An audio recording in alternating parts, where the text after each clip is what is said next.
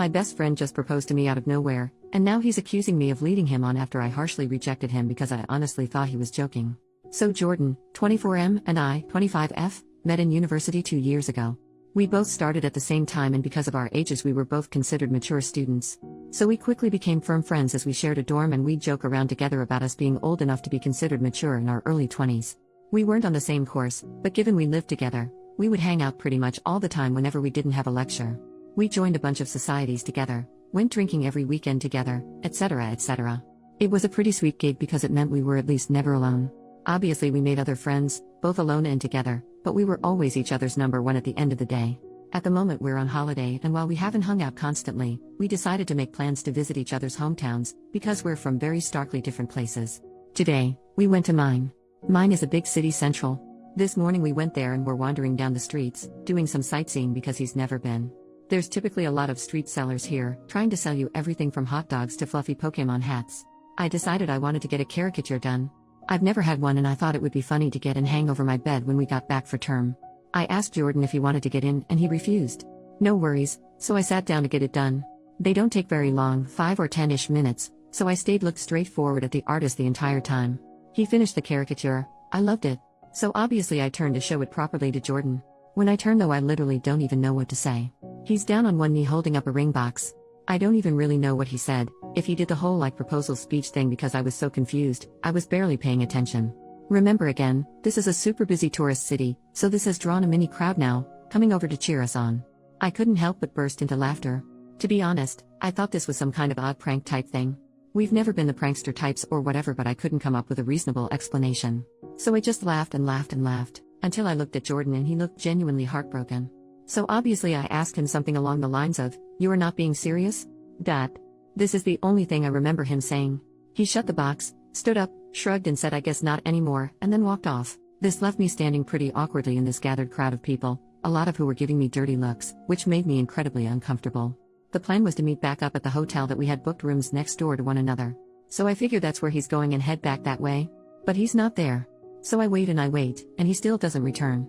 I text him out of concern. This was at 1:15 p.m. It's currently 6:20 p.m. as I'm writing this, just asking if he's okay. He responds with a long message back, which I would post because it's an odd read, but I won't out of respect for his privacy, in which he basically accuses me of leading him on, asking why I didn't break up with him sooner, saying I had publicly humiliated him and that he thought I loved him the same way and that he felt our relationship was strong enough to consider taking the next step.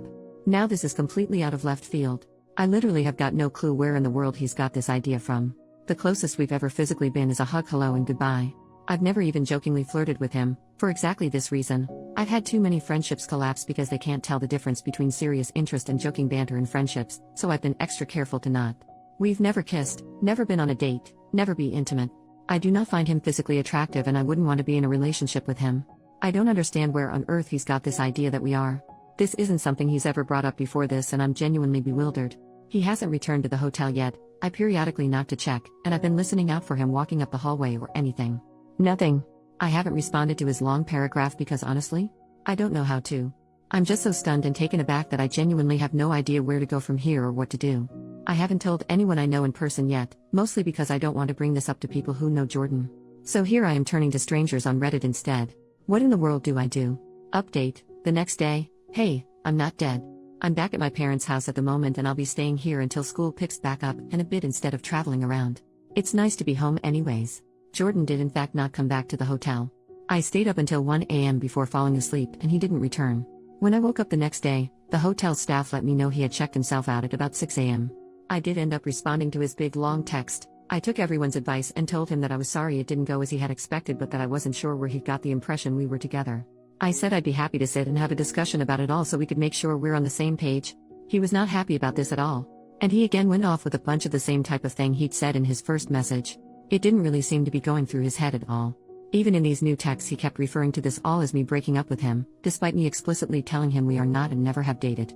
Again, all his messages were very clear and coherent, even if what he was saying was not based in reality at all. He wasn't sending paragraphs, just sentences in really quick succession, which was blowing my phone up. He told me he didn't want to meet up with me to talk because I had ripped out his heart and crushed it in public. I did ask him for specific instances he could recall between us that made him think we were dating, but he completely ignored the question and just kept going on and on about how hurt he was that I was breaking up with him and how he felt his world was ending. He said he loved me more than anything and had felt so confident that I had too, which is why he felt so certain about proposing to move our relationship along. Eventually, to be honest, I grew pretty tired of the conversation and stopped responding, because it was just going around and around in circles. Me asking where he got this idea, him ignoring this and telling me how hurt he is I'm breaking up with him over this, etc. etc. He went on and on saying he thought it would be a ring I like, because it was my favorite gem, ruby, instead of diamond. It's got me wondering how much he actually spent on this damn thing. I didn't look very clearly at the ring, so I couldn't tell if it was something super expensive or not, and that he had been working up the courage to do so for a while and figured doing it when I was at home would make it more special. For a while, he was just talking to himself in my texts, because I wasn't responding anymore. When I checked back about 20 minutes later, I had something like 60 messages from him. Granted, they were all one sentences. At the very end he apologized and told me that it didn't matter anyway because I wouldn't see him around anymore. Obviously I was concerned, so I asked for clarification. He said that he was going to drop out of university and go back home because he couldn't deal with the shame. That's where our conversation ended. I didn't really know what to respond to that. As it stands now, I don't really know where Jordan is. I didn't ask him, which is my bad. I'm not sure if or when we will talk again. I'm sorry, this is quite a boring update. Unfortunately, I can't excite everyone with a whole and then he turned up at my door, and then he sent me flowers, or whatever. It feels a lot is unanswered. I still don't know where he got the idea we were dating from. He hasn't explained that. So I'm sorry I can't give everyone that answer. I haven't reached out to his family yet. I did consider it, but if he's not having a mental health crisis, I don't really want to involve them unnecessarily. Edit to update further, so adding on, a lot of people said I should ask our mutual friends if he's ever brought this up before. Ever suggested we were dating, etc. All of the people I've asked, granted it was only 5, said that they've not got a clue and he's never mentioned it before now. I don't know then if this is something that he's newly started thinking, if it's been something long-term, etc. Either way, in addition I've also screenshotted all of his texts, etc., just in case. Reading back on them not with a slightly less confused mindset, they read pretty manic. Still haven't heard back from his mum just yet. Second update, hey, it's me again. Still doing okay and hoping this will be the last update I need to make. Granted, I thought the last one would be the last. I did say I wasn't going to make another update unless something significant happened. That's why it's been a week, so I'm sorry for the silence. Following my update post, Jordan's mum did message me back on Facebook that same day. We had a chat for a little while. She's a really nice lady. She agreed though that this was incredibly out of character for Jordan, and in fact, she mentioned a few other things that she had noticed as being off about him in the last few weeks. Nothing crazy, just things here and there she'd never known him to do or say. I spoke with her at length about Jordan's mental health and potential psychosis, and she told me that there is a history of mental illness on his dad's side, including a paternal uncle unaliving himself, but that she doesn't know all that much about it because they've not spoken to one another in quite a long while. Our conversation lasted about an hour. I showed her Jordan's texts and she agreed that they sounded quite manic, regardless of how coherent they were. A lot of people also asked if he had told our mutual friends and acquaintances that we were dating. I did message our mutual friends, our dorm mates, etc., and they all basically said they've got no idea what I'm talking about. So it seems he's just been sort of having these thoughts by himself without expressing them. I don't know how to get in contact with his close friends that we don't share, so I can't really ask them. Anyway, for a few days, that was it. Until yesterday evening anyway, which is where the big and positive depending on how you see it update comes. I got word from Jordan's mum that he had been detained under Section 136 by the police. For anyone not from the UK or who, like me, doesn't know what that is, from what I can tell it basically means he was suffering from an obvious mental health disorder in public, with their behavior concerning enough that they're a danger to themselves or to others, and police think they need immediate and urgent care before he goes and murders a healthcare CEO. Kidding, bad joke by Reddit Rave. What I know from here is pretty minimal. I'm not sure where he was taken to, but his mum said that he would be there for the day while they perform a mental health assessment, so I assume that's what they're doing today. She said that essentially he had been out in the streets yelling about things, she didn't specify what, and intimidating other people on the street. He was throwing things around and generally just causing a lot of issue. Police got called because people thought that he was drunk. They established he wasn't, not sure if that's just from how he was acting, breathalyzer, etc. I honestly don't really know how it works, and that's all I know. His mum and I again had a chat and we sort of assumed that mental health and psychosis is likely right. The rejection of the proposal probably set him into a spiral of getting worse in the last few days, bringing us to where we are right now. I do feel pretty awful about that. I'm doing my best not to blame myself, but it's hard not to feel like I caused it. Either way, he is currently with police and mental health professionals, etc., likely being assessed.